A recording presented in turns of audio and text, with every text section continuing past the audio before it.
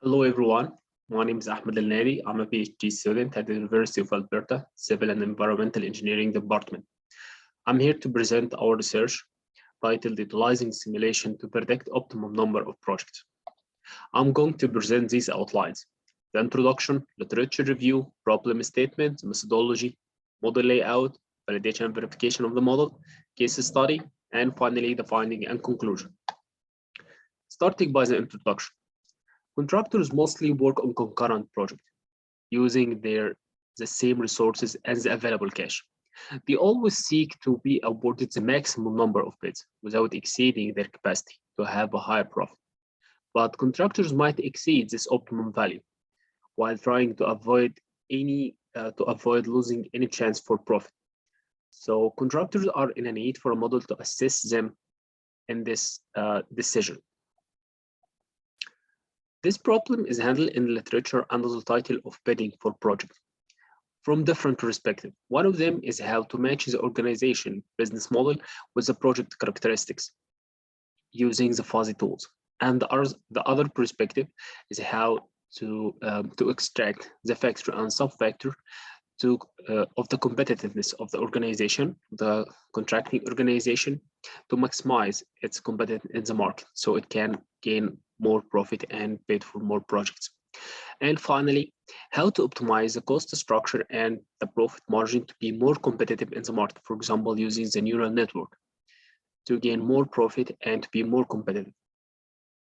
So our problem statement is maximizing the amount of profit from the investment of the company fixed resources to find the optimal number of projects that make a higher return for it.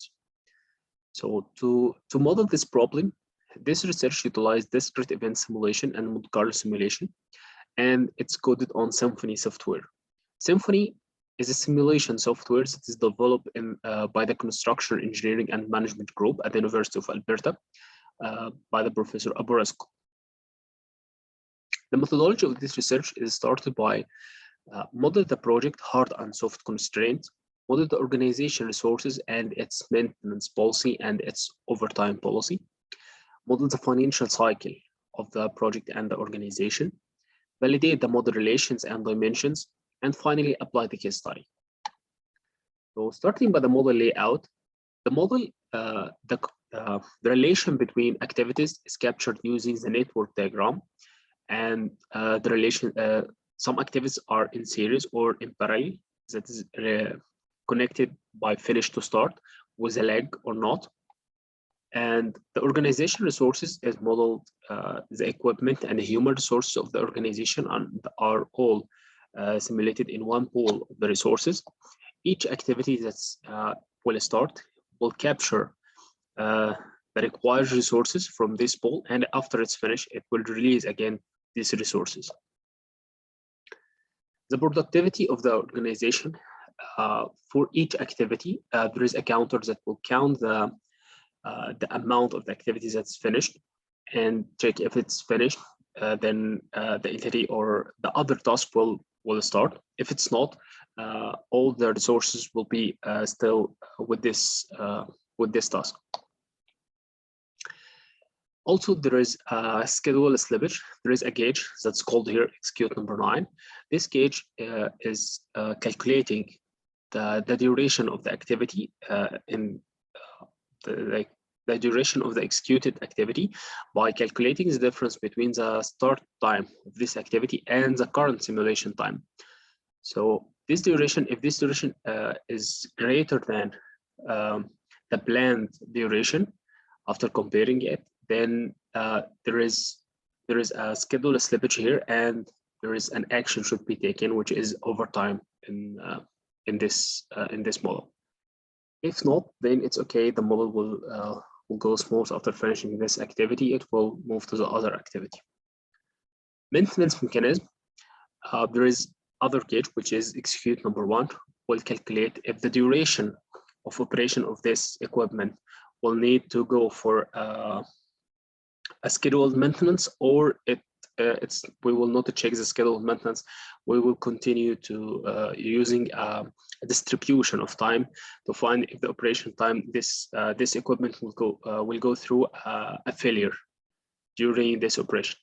At the failure or at the maintenance time, so whether it's scheduled maintenance or maintenance because of failure, then the equipment will move to a virtual task to be held there till the maintenance time is completed, and then it will be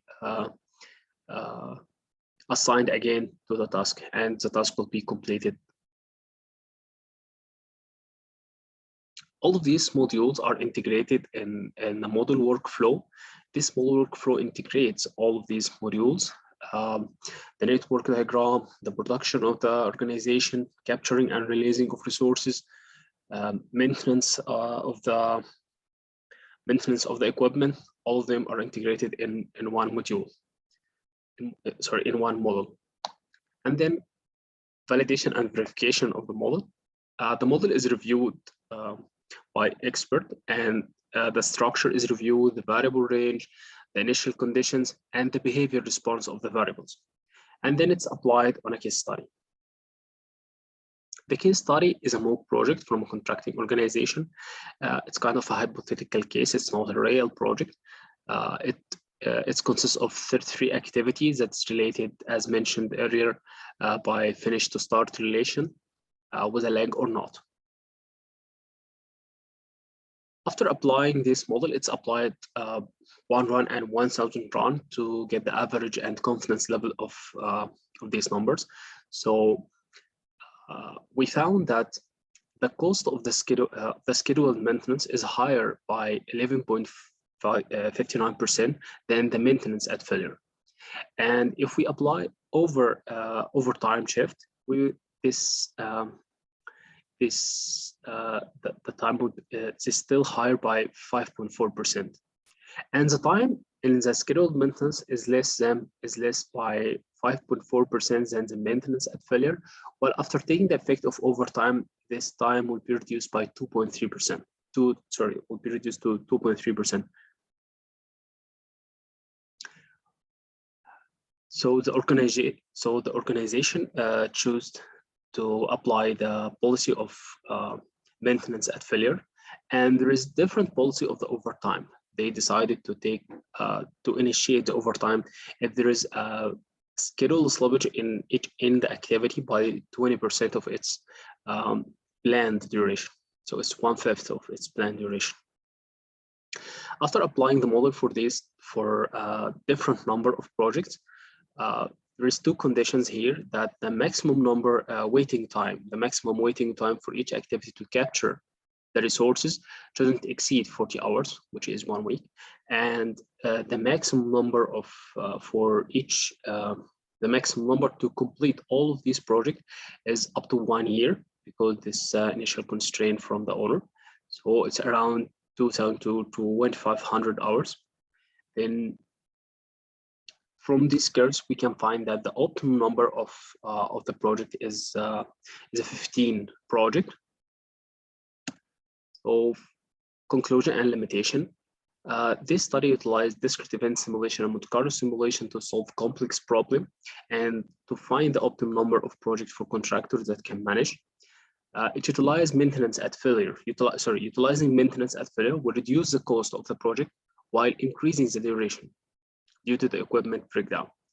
Also apply overtime to control the schedule slippage will increase the cost while maintaining approximately the same duration of the project. Regarding the limitation, this model excludes the competition in the bidding phase, which can be eliminated in the future research. And also the discrete event simulation is limited in representing the full dynamics of the construction project behavior. So it would be enhanced by hybrid discrete event simulation and continuous simulation in the future. Thank you, and any question?